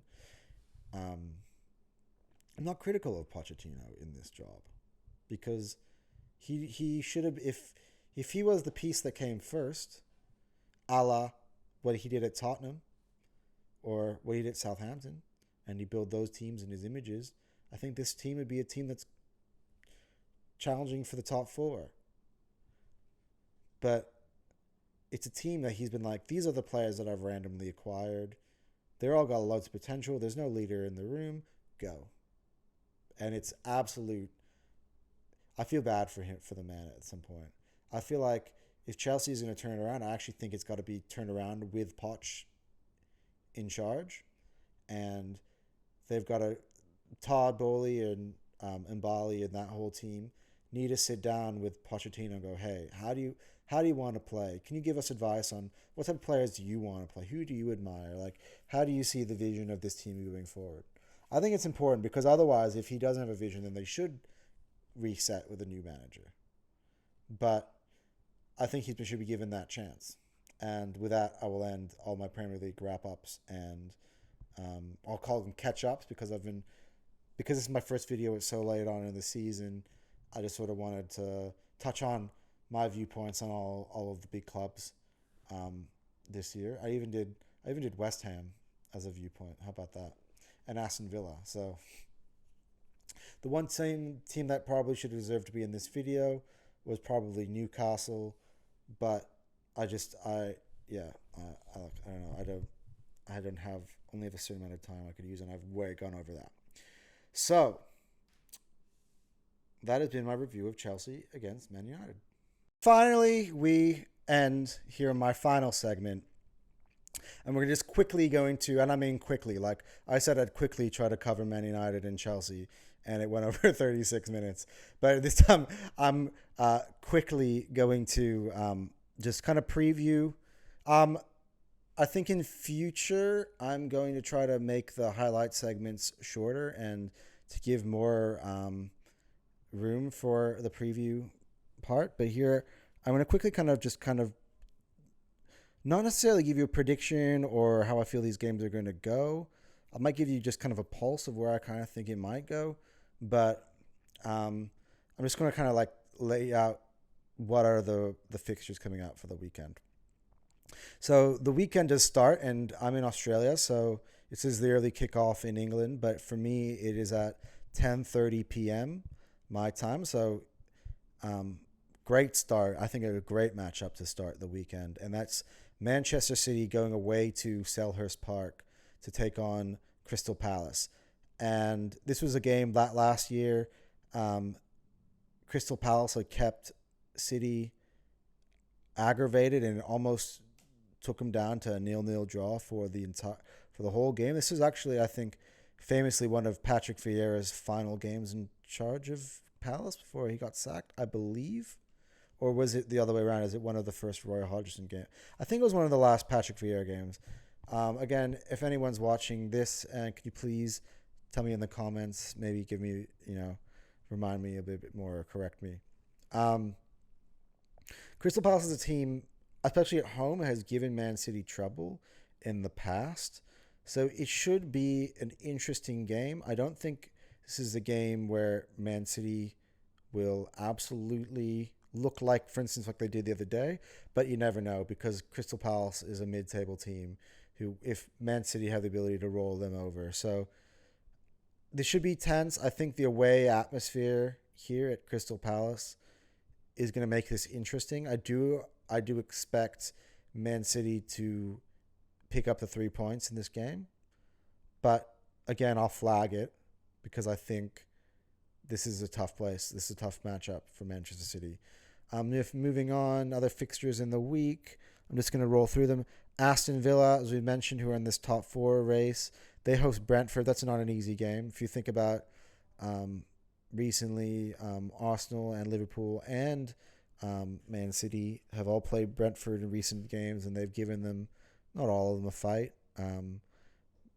But they're a good team, and Thomas Frank sets his team up well. That's going to be a challenging one, but for Villa, but they desperately need this to rebound because they are at the point where it risks. They've got Arsenal coming up after this as well. They're at risk of their season going in a completely different direction after a result like that against Man City. I mean, like, they really got to steady the ship, and they got to win all 3 of these points because I don't think they will. It's going to be tough to go to the Emirates and get them. This is a home game against Brentford. Brentford haven't been the best this season, but they're also a very good team, a team that should be respected. Quickly, we got Everton and Burnley. That's an interesting one for the relegation race. Everton's not far off the bottom. Burnley's still fighting to stay up. So that's going to be interesting from that point of view. These are all the 1 o'clock kickoffs for us. I think it's 2 p.m. kickoff in England. Fulham are host Newcastle. That's a tough one for Newcastle away from home. Again, these teams are very mid. Newcastle, I thought, would have been higher or more in the conversations this year, but they've been pretty mid this year. But Fulham have been a very entertaining side to watch when they're playing at home, and they've gotten some big results playing at Craven Cottage. Another game at the bottom of the table. This is Luton at home. This is an important game for them. I think at Bournemouth, I think this is one of those games, if they want to stay up, they're going to have to try to go for the 3 points. I think they have to go for the 3 points. I'm going to say or draw, but I think go for the 3 points. Like honestly, if they want to stay, if they're serious about playing in this league, then Bournemouth should be around the type of team that they should kind of have a template to be similar to. So that's coming up for them. I think it's an important game for Luton. equally so for Bournemouth because they don't want to get dragged into that relegation conversation. Then again, another kind of very mid game here, but should be a good game. Wolves host West Ham at Molineux at 1 o'clock, and then that leads us to the second of the title race games, which ends the first day of the weekend, the Saturday-Sunday slate for us.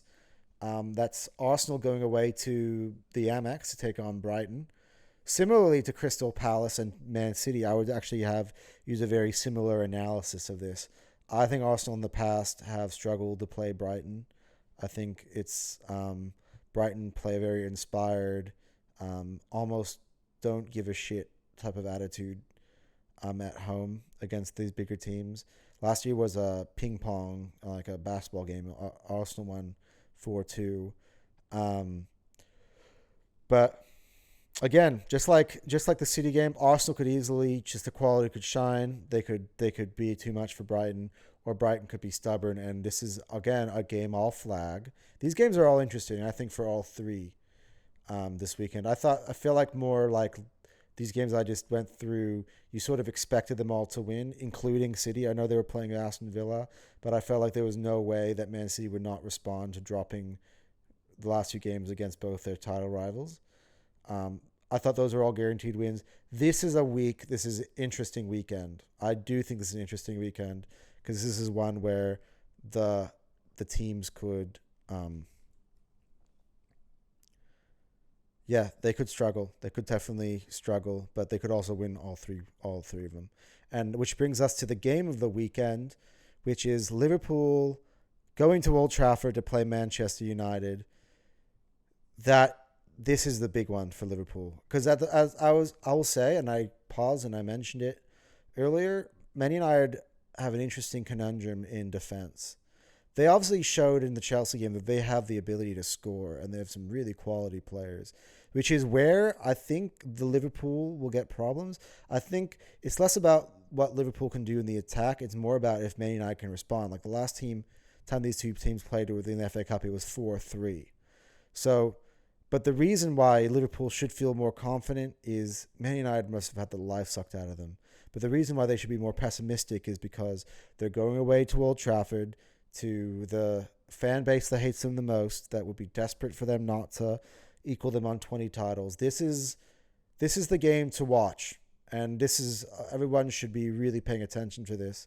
I wouldn't count Man United out of this. I actually think you might have a chance, and this I wouldn't just flag it. I'd double flag this one for Liverpool because, like, if you see what Sheffield and Brighton did, Man United have a lot more quality going forward than both those two teams. As much as banterous and as chaotic they have been, they do have the ability, especially against a team like that, to cause them issues and to be a stumbling block for them. And that's where this is going to be very interesting. And let's see.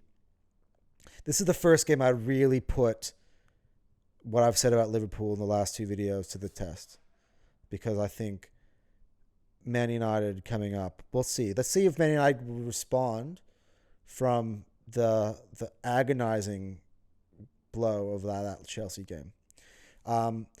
Next, we move on. Chelsea go away to play Sheffield United. Again, it's funny to say this, but I don't really care about this game that much. I'm sorry to be blunt. I'm always going to be blunt. And Tottenham Hotspur continue their top four chase.